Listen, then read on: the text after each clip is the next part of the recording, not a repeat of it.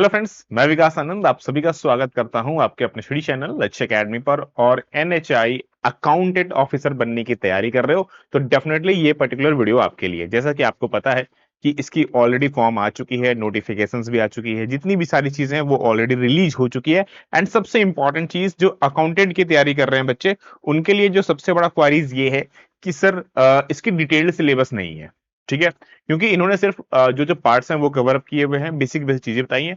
तो आज के इस वीडियो में मैं आपके साथ में कंप्लीट जो डिटेल्ड सिलेबस होगा ना वो डिस्कस करने वाला हूं, क्योंकि अगर किसी भी एग्जाम को क्रैक करना है तो सबसे पहले सिलेबस के बारे में जानकारी होनी सबसे इंपॉर्टेंट चीज है जो आपको पता होना चाहिए।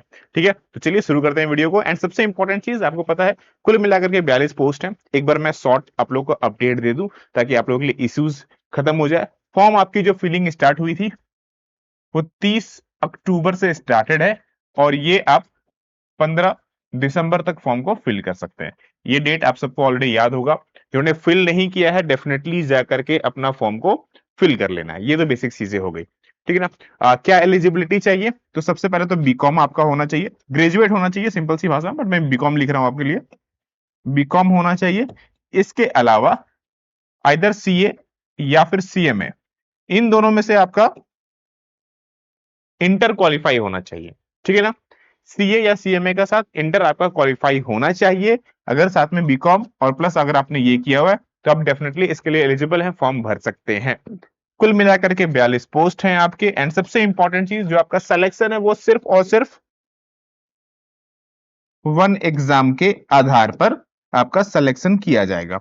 मतलब सिंपल सी भाषा में समझिए, अगर आप जनरल कैंडिडेट हैं तो आपको टॉप 12 बच्चों में आना होगा अगर आपको ये पोस्ट चाहिए तो। अगर ओबीसी बच्चे हैं तो टॉप 7 बच्चे में आपको आना होगा, तब जाकर के आपको सिलेक्शन मिलेगा। यानी कि ये जो आपको दिख रहा है, सिंपल सी बात समझ लीजिए, आपको टॉप रैंकिंग लाना होगा। कट ऑफ वगैरह का झंझट दूर कर लीजिए, क्योंकि एक एग्जाम, सिर्फ और सिर्फ एक एग्जाम के आधार पर आपका सिलेक्शन है। यानी कि जो भी रैंक होल्डर होंगे ना, सिलेक्शन उनको मिलने वाला है, दैट्स इट। तो आपको यहाँ कट ऑफ नहीं, रैंक लाने की नीड है, तो पढ़ाई भी उसे ही करना होगा। ठीक है ना। अब बात करते हैं, सर रैंक की नीड तो है लेकिन सिलेबस की बात करें, सिलेबस क्या है सर? देखो, जो आपका वन टाइम एग्जाम है, जो एक एग्जाम के आधार पर सिलेक्शन है, तो एक एग्जाम में क्या पूछ रहा है आपसे? बस सिंपल सा, रीजनिंग से 10 नंबर है, मैथ से 10 नंबर है, जीके से 10 नंबर है, इंग्लिश से 10 नंबर है, बाकी जो कॉमर्स है उससे 80 नंबर है। कुल मिलाकर के हमारे पास 2 घंटे का समय है। सही उत्तर होने पर 1 नंबर दिया जा रहा है, गलत होने पर 0.25 काट लिया जाएगा। मतलब तुक्केबाजी भी आप यहां नहीं कर सकते हैं। अब बात आती है कि सर कॉमर्स में पूछेगा क्या? ये ऑफिशियल नोटिफिकेशंस में गिवन है। जी हाँ, बस इतना ही छोटा सा सिलेबस है कॉमर्स के रिगार्डिंग में, और कुछ दिया ही नहीं है। मतलब financial accounting, accounting standard, direct indirect tax management, MIS, costing technique, audit, cost management, मतलब फर्दर इतनी चीजें बस ये दी हुई है। अब एक बात बताओ भैया, अगर आपको रैंक लाना है, अगर आपको रैंक लाना है तो क्या लगता है कि ये छोटा सा सिलेबस में काम चल जाएगा? ये टॉपिक से काम चल जाएगा? आपको डिटेल सिलेबस की नीड होगी। तो मैं आपके लिए कंप्लीट डिटेल सिलेबस लाया। सिलेबस कहां से आई है भाई? ऑफिशियल तो अनाउंस है नहीं। तो भारत में केवल एक एनएचआई हमारा पीएसयूज नहीं है, भारत में बहुत सारे पीएसयूज हैं, और सभी में accountant post, junior account clerk या फिर जो हमारा अकाउंट ऑफिसर है, ये एग्जाम्स होते हैं। ग्रुप सी की बात करूं तो ये लेवल्स होते रहते हैं। तो लास्ट 5 साल में जितने भी एग्जाम्स हुए, सबको एनालिसिस करने के बाद मैंने इस पूरी की पूरी कॉमर्स वाले पार्ट को ना 11 अलग अलग यूनिट्स में बांटा है। 11 फर्दर यूनिट्स में बांटा है, और उनके सब टॉपिक्स भी मैंने आपके लिए डिजाइन किए हुए। जिनको ये पीडीएफ चाहिए होगा, जिनको ये सिलेबस चाहिए होगा, आप सिंपली ऑफिस के नंबर पे, व्हाट्सएप में, ये व्हाट्सएप नंबर है, इसमें डाल देना NHAI अकाउंटेंट सिलेबस, आपको डिटेल सिलेबस आपके व्हाट्सएप पर मिल जाएगी। ठीक है, ये चीज, या तो फिर डायरेक्टली लक्ष्य एकेडमी ऐप डाउनलोड कर लो, एनएचआई वाले सिलेबस कोर्स में जाओ, वहां पर ये पीडीएफ गिवन है, डायरेक्टली वहां से भी डाउनलोड कर लो। दो ऑप्शन है आपके पास, जैसे भी करना चाहे। ठीक है ना। चलिए, तो सिलेबस को डिस्कस करते हैं। और सिलेबस डिस्कस करने से पहले, एनएचआई अकाउंटेंट की हमारी complete officer batch already release हो चुकी है। सबसे इंपॉर्टेंट चीज, 13 तारीख से, यानी कि 13, अभी हमारा नवंबर चल रहा है, 13 नवंबर से इसकी लाइव क्लासेस ऑलरेडी स्टार्ट हो चुकी है। ठीक है, लाइव क्लासेस ऑलरेडी स्टार्ट हो चुकी है। अभी डेली 1 क्लासेस चल रही है, तो ज्यादा डिले नहीं हुआ। अगर अभी भी ज्वाइन नहीं किया, आज तो के 16 तारीख है, 3 ही क्लास हुए, और संडे को होता नहीं है, तो 2 क्लास हुए। जिन्होंने ज्वाइन नहीं किया फटाफट जाके ज्वाइन कर लीजिए। क्योंकि बाद में फिर जैसे ही आपका नवंबर खत्म होगा, दिसंबर होगा, क्लासेस जो एक चल रही है वो फिर वो 2 हो जाएंगे, फिर आपके लिए जो टाइम ड्यूरेशन है वो बढ़ जाएगा, तो फिर दिक्कत होगा। तो जिन्होंने ज्वाइन नहीं किया जाकर ज्वाइन कर लो। अच्छा, सबसे इंपॉर्टेंट चीज कि जो हमारी कंप्लीट जो कोर्स है, ऑफिसर बैच जो हमारी चल रही है, इस बैच की सबसे बड़ी खासियत ये है कि अभी इसमें 1,000 का एक्स्ट्रा डिस्काउंट जो चल रहा है, आज उसकी लास्ट डेट है। जी हाँ, आज इसकी लास्ट डेट है, यानी कि 16 नवंबर तक ये ऑफर है, एंड आज इसकी लास्ट डेट है, ये खत्म होने वाली है। तो जिनको भी ज्वाइन करना है फटाफट जाओ, लक्ष्य कूपन कोड यूज करो और ये रात 12 बजे से पहले इनरोल कर लो, ताकि आपको 1,000 का डिस्काउंट भी मिल जाए। लक्ष्य अकेडमी ऐप डाउनलोड करो प्ले स्टोर में डायरेक्टली, लिंक नीचे भी मिल जाएगा, गूगल प्ले स्टोर में जाकर सर्च करोगे, ये लोगों के साथ में दिखेगा, आराम से जाके सिंपली डाउनलोड कर लो। ठीक है, चलिए सिलेबस समझते हैं पहले एक बार। सबसे पहला यूनिट देखो, मैंने यहाँ यूनिट के लिए अलग से बना के रखा। सबसे पहला यूनिट फाइनेंशियल अकाउंटिंग या फाइनेंशियल रिपोर्टिंग, जो भी आप इसको बोलना चाहे। क्या क्या चीजें इसमें पढ़नी होगी हमें?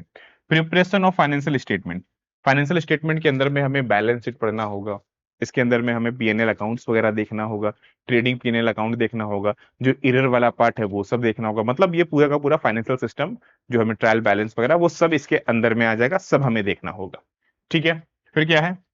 General ledger trial balance, accounting concepts and conventions, जो कि आप स्टैंडर्ड्स भी हमें पढ़नी है, दैट्स वाई हमें अकाउंटिंग कन्वेंशंस तो पढ़ना ही पढ़ना हो, क्योंकि यहाँ के बिना तो ऐसे भी काम हमारा नहीं बनने वाला है। डेप्रिसिएशन देखना होगा, साथ में प्रोविजंस देखना होगा, पार्टनरशिप भी हमें स्टडी करनी होगी, कंपनी अकाउंट वो भी कंपनी अकाउंट्स, और उसमें भी जो एडवांस कंपनी है वो one of the most important. Advance accounting में हमारा सिंपल सी भाषा में बोलूं तो amalgamation, absorption, reconstruction, cash flow, ठीक है ना, फंड फ्लोज, ये सब चीजें हमें देखनी पड़ेगी, और ये सब कुछ इसमें देखने को मिलने वाला है। लिक्विडेशन ऑफ द कंपनीज, ये सब हमें इसमें देखने को मिलेगा।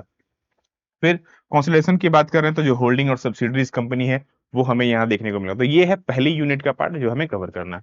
फर्दर सेकंड यूनिट में आता है अकाउंटिंग स्टैंडर्ड्स। अकाउंटिंग स्टैंडर्ड्स जो बेसिक अकाउंटिंग स्टैंडर्ड है वो हमें स्टडी करना और सारी चीजें वहां देखने को मिलने वाली है। ठीक है ना? नेक्स्ट यूनिट में आते हैं, जो यूनिट थर्ड है उसमें हमने बांटा है कॉस्ट एंड मैनेजमेंट अकाउंटिंग या फिर कॉस्ट टेक्निक, जो भी आप बोले। ठीक है ना? तो कॉस्ट कॉस्ट टेक्निक और मैनेजमेंट तीन चीजें होती हैं, ध्यान समझिए। कॉस्ट अकाउंटिंग में हम प्रोडक्शन के बारे में समझते हैं, चीजों को प्रोड्यूस कैसे किया, कितना खर्चा वगैरह कहाँ गया। सो कॉस्ट टेक्निक में हम उसके कंट्रोल की बात करते हैं कि कैसे कंट्रोल करना है, क्या क्या करना है, कौन सी मेथड लगाएंगे। जब कॉस्ट मैनेजमेंट की बात करते हैं तो वहां हम डिसीजन से लेकर के चलते हैं, मतलब डिसीजन मेकिंग वाला चीजें आती है। इसीलिए कॉस्ट की क्लासिफिकेशन, कॉस्ट शीट, ये पढ़ना होगा। फिर हमें मैनेजेरियल एंड ऑब्जर्वेशन कॉस्टिंग पढ़ना होगा, standard costing, variance analysis, budgetary control, अलग अलग टाइप के जो कॉन्ट्रैक्ट हैं, जॉब है, बैच है, प्रोसेस कॉस्टिंग है, ये सब कुछ। And decision making costing, one of the most important, जो कि मैनेजमेंट में इस्तेमाल होगा। तो ये सब कुछ हमें देखने को मिलने वाला है। देन फिर आता है ऑडिटिंग। ऑडिटिंग में क्या पढ़ना है? ऑडिटिंग का पर्पस क्या है, प्रिंसिपल क्या है, ये बेसिक चीज है। टाइप ऑफ ऑडिट क्या है, अपॉइंटमेंट कैसे करते हैं ऑडिटर को, दोनों चीजों में देखना होगा आपको यहाँ पर। ये चाहे गवर्नमेंट कंपनी हो या फिर नॉन गवर्नमेंट कंपनी हो, दोनों में ये हमें इश्यूज देखने को मिलेगा, और दोनों पढ़ना भी है हमें। वाउचर वेरिफिकेशंस, वैल्यूएशंस के तरीके, ऑडिट रिपोर्ट, अलग अलग टाइप ऑफ ऑडिट रिपोर्ट होते हैं और इनसे क्वेश्चन हमेशा बनते हैं, ये भी हमें इसमें स्टडी करने को मिलने वाला है। राइट, नेक्स्ट आगे बढ़ते हैं, जो कि हमने टैक्सेशन की बात की थी। टैक्स एंड टैक्स मैनेजमेंट, देखो जब भी आप पढ़ते हैं ना तो हमेशा एक चीज आपको मिलता है, या तो डायरेक्ट और इनडायरेक्ट टैक्सेशन। यहाँ पर एक नया चीज हमें मिलकर मिलेगा, वो है टैक्स मैनेजमेंट। थोड़ी सी चीजें डिफरेंट होगी, ठीक है ना। जैसे कि बेसिकली अगर मैं इनकम टैक्स की बात करूं तो रेसिडेंशियल स्टेटस, फिर से हमारा जो डिफरेंट टाइप ऑफ हेड्स हैं, जो 5 हेड्स आते हैं, तो मेनली सैलरीज वगैरह में पढ़ना होता है, बाकी हेड्स के थोड़े बहुत ओवरव्यूज में काम बन जाता है। ठीक है ना? टीडीएस हो गया, एडवांस टैक्स हो गया, और जो टैक्स फाइलिंग होता है वो सारी चीजें। ये तो हो गया हमारा डायरेक्ट टैक्सेस। इनडायरेक्ट में बात करूं तो जीएसटी सबसे ज्यादा आता है, फिर वैल्यूएशन, ड्यूटीज, अलग अलग जो कस्टम्स पे काम करते हैं वो सब देखना है। एंड सबसे इंपॉर्टेंट चीज, ये तो हुआ डायरेक्ट और इनडायरेक्ट, ठीक है ना। यहाँ पर आता है टैक्स प्लानिंग एंड मैनेजमेंट, जो कि आप बोल सकते हैं पीएसयूज का one of the most important favourite part होता है, जहां पर अच्छे खासे क्वेश्चंस देखने को मिलते हैं। तो ये आपको पढ़ने को मिलेगा, ठीक है ना। फाइनेंशियल प्लानिंग यानी फाइनेंशियल मैनेजमेंट, यानी कि हमारा FM, one of the most important. FM तो अपने आप में ही काफी लेंदी टॉपिक है और काफी अच्छा टॉपिक्स भी माना जाता है, क्योंकि यहाँ पर से क्वेश्चंस बहुत अच्छे अच्छे बनते भी हैं। माफ कीजिएगा, क्या क्या देखने को मिलेगा? Objective and scopes, time valuation of money, capital budgeting जिसमें हमारा नेट पीवी हो गया, आईआरआर हो गया, पे बैक मनी हो गया, एआरआर हो गया, ये सब कुछ हमें पढ़ने को मिलने वाला है। बजट टेक्निक हो गया, कैपिटल स्ट्रक्चर हो गया जिसमें हमारा कैपिटल और डेट दोनों को लेकर चलते हैं, वो सारी चीजें हो गई। वर्किंग कैपिटल मैनेजमेंट देखना होगा, डिविडेंड पॉलिसीज देखना होगा। मतलब ओवरऑल ये जो तीन फंक्शंस होते हैं इसमें, फर्स्ट वन इज पैसे कहाँ से लाएं, दूसरा वन वन इज पैसे कहाँ इन्वेस्ट करें, और तीसरा जो हमारा प्रॉफिट होगा उसको कहाँ डिस्ट्रीब्यूट करें। ये तीनों चीजें एफएम के जो बेसिक स्ट्रक्चर है वो सब कुछ हमें इसमें पढ़ना पड़ेगा, तब जाकर के हमारा काम बनने वाला। देखो एक सिंपल सी बात, 42 टॉप 42 में अगर आपको आना ओवरऑल, ठीक है ना, कैटेगरी वाइज और कम हो जाएंगे, 12 7 अलग अलग, तो ओवरऑल अगर आपको टॉप 42 में आना है तो आपको उसके लायक एफर्ट भी लगाना पड़ेगा, ठीक है। और आजकल आपको पता है जितने भी एग्जाम्स है ना उसमें वन टाइम हो नहीं रहा है। अगर आप जितने भी जो बच्चे ऑलरेडी पढ़ रहे हैं, जो हमारा टीचर्स वगैरह बनने के लिए कॉमर्स में, चूंकि टीचर्स मिलता है या तो फिर हमें नॉर्मल मिलता है, तो आप ध्यान से देखेंगे ना आजकल 2 टीयर 3 टीयर्स में एग्जाम होने लगे हैं। तो बस ये वन टाइम सिलेक्शन हो रहा है ना, ये बहुत रेयरली है। तो ये मेहनत करनी होगी, अभी मेहनत कर लो, बाद में अदरवाइज अगर आप, सिंपल सी भाषा में मैं अगर बात करूं, केवीएस की वैकेंसी आई है अभी, केवीएस में भी ना आपका अकाउंटेंट पोस्ट निकला है, ठीक है ना। उसमें आप ध्यान से देखना क्या क्या है, पहले टीयर 1 एग्जाम होगा, देन टीयर 2 होगा, देन फिर इंटरव्यू होगा, यानी कि 3 टीयर में आपका एग्जाम्स होगा। अब खुद सोच के देखो यहाँ पर ज्यादा एफर्ट है या फिर यहाँ पर ज्यादा। यहाँ पर आपको 3 बार मेहनत करनी है, यहाँ पर एक बार मेहनत करना है। तो बस यहाँ एफर्ट लगाइए, क्योंकि मौके बार बार नहीं मिलेंगे, ठीक है ना। और इसमें कम पोस्ट भी है, as per compare of NHI इसमें कम पोस्ट है, यहाँ तो 42 पोस्ट भी है। तो मौके आपको मिलते हैं, अपॉर्चुनिटी ग्रैब करने की ताकत होनी चाहिए, तो जिनके पास है वो ग्रैब कीजिए, क्योंकि मौके नहीं मिलेंगे फिर। देन फिर आता है मैनेजमेंट साइंस, जिसको हम लोग ऑपरेशनल मैनेजमेंट या प्रोजेक्ट मैनेजमेंट भी कहते हैं। इसमें क्या क्या चीजें देखनी है, ये सबसे इंपॉर्टेंट पार्ट है, क्योंकि यहाँ पर ना ये एनएचआई या पीएसयूज स्पेशल काम करता है। किस तरह से ऑपरेशनल रिसर्च काम करते हैं, एलएलपी में माध्यम से, ट्रांसपोर्टेशन के माध्यम से, असाइनमेंट के माध्यम से, वो सब चीजें देखनी है। प्रोजेक्ट लाइफ साइकिल देखना है, पीआरटी और जो सीपीएम जो साइकिल्स होते हैं उसको समझने की नीड करनी है हमें। जो क्वालिटी एंड प्रोडक्शन कंट्रोल होता है, यानी कि जो इन्वेंट्री मैनेजमेंट सिस्टम है, वो यहाँ पर एक बन सकता है हमारा सबसे इंपॉर्टेंट चीज।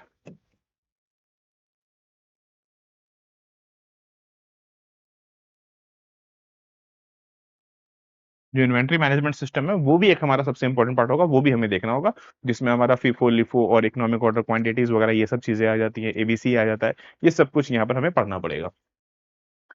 एमआईएस की बात करूं, मैनेजमेंट इंफॉर्मेशन सिस्टम की बात करूं, कॉन्सेप्ट्स एंड ऑब्जेक्टिव्स देखने को मिलेगा। टाइप्स ऑफ द एमआईएस, इसमें टीपीएस, टीडीएस, टीटीएसएस और ईएसआई, ये सब कुछ देखना है। डाटा प्रोसेसिंग का तरीका, डिसीजन मेकिंग के तरीके and rule of the business control किस तरह से काम कर रहा है, ये सब कुछ हमें देखने को मिलेगा एमआईएस के अंदर में। आगे चलते हैं, मैंने कहा ना 11 यूनिट में मैंने डिवाइड किया है इसको। फिर आता है कंप्यूटर का पार्ट। अच्छा, कंप्यूटर का पार्ट मतलब ये नहीं कि सिर्फ हमें बेसिक्स कंप्यूटर पढ़ने हैं, computer application in a business है। बिजनेस की बात होती है तो बेसिक कंप्यूटर तो है ही हमारा, हार्डवेयर सॉफ्टवेयर एमएस ऑफिस, ये सब तो बेसिक कंप्यूटर वाले पार्ट हो गए। कुछ अकाउंटिंग वाले पार्ट्स की बात करूं तो अकाउंटिंग सॉफ्टवेयर लाइक अ टैली, क्विक बुक, ईआरपी, ये भी पढ़ना है। इसके अलावा आजकल ऑनलाइन का जमाना चल रहा है, तो ई बैंकिंग, ई पेमेंट सिस्टम, डाटा सिक्योरिटी, ये भी हमें इसी के अंदर मिलेगा, क्योंकि this is the part of the business, ठीक है।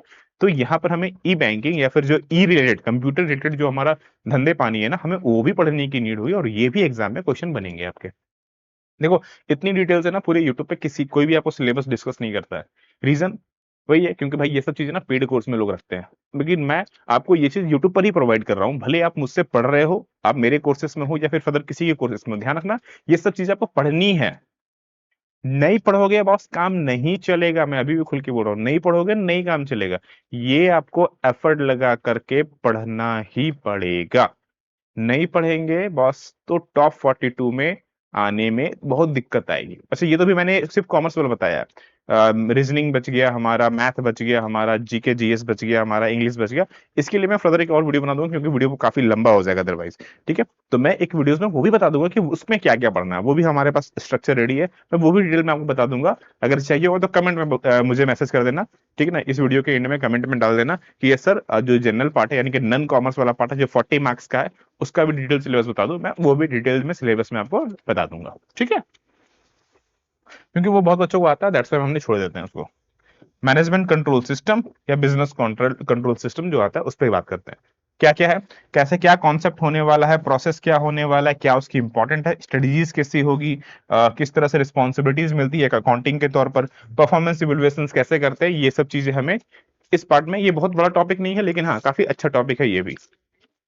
ठीक है, नेक्स्ट फर्दर बात करता हूं। नेक्स्ट फर्दर में ये one of the most important है, ये पीएसयूज स्पेशल है क्योंकि ये बाकी एग्जाम्स में बहुत रेयरली पूछा जाता है, बहुत रेयर है कि एग्जाम्स में रहे, लेकिन पीएसयूज में देखने को मिलता है। हाँ बाकी एग्जाम में कुछ पॉइंट आएंगे इसके, वो बता दूंगा, जैसे कि ratio analysis, inventory concept, investment concept, ये दो ऐसी चीजें होती है, खास करके रेशियो एनालिसिस ऐसे पार्ट हैं जो कि लगभग लगभग सभी एग्जाम्स में होते हैं। बट जो नेक्स्ट फर्दर पार्ट है हमारा, चाहे वो इन्वेस्टमेंट कॉन्सेप्ट हो, रिस्क रिटर्न एनालिसिस हो, ये आप एफएम में भी थोड़ी बहुत पढ़ेंगे, ठीक है ना, पोर्टफोलियो मैनेजमेंट हो गया, सिक्योरिटी इवैल्यूएशन हो गया, कैपिटल मार्केटिंग जो हमारा अलग अलग इंस्ट्रूमेंट होता है, सेबी रेगुलेशंस होता है, सेबी भी हम लोग बहुत सारे एग्जाम्स में देखते हैं।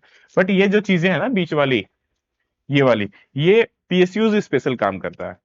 तो बॉस ये 11 के 11 यूनिट्स जो हमने अपने डिजाइन के, ये 80 मार्क्स के लिए ना रामबाण है। ये मिस करोगे तो ऑफ कोर्स आपके लिए दिक्कत होने वाली है। और ये सब कुछ जितने भी मैंने 11 यूनिट बताए प्लस जो हमारा जो 40 यूनिट का पार्ट है, ये सब कुछ हम आपके साथ में हमारे एनएचआई ऑफिसर बैच में कवर करने वाले हैं। तो जिन्होंने भी स्टार्ट नहीं किया फटाफट जाओ स्टार्ट करो, आपकी क्लास ऑलरेडी स्टार्ट हो चुकी है। ठीक है ना, कब से स्टार्ट हुई है? 13 नवंबर से ऑलरेडी स्टार्ट हो गई है। अभी डेली एक क्लास चल रही है। जैसे ही ये दिसंबर पहुंचेंगे हम लोग, आपकी जो नंबर ऑफ क्लासेस है वो 2 क्लासेस में बदल जाएगी। तो फिर भैया आपको रिकवर करने में ना मेहनत करना पड़ेगा, फिर रिकवर करने में मेहनत करना पड़ेगा, फिर आप बोलोगे सर हम तो पीछे हो गए।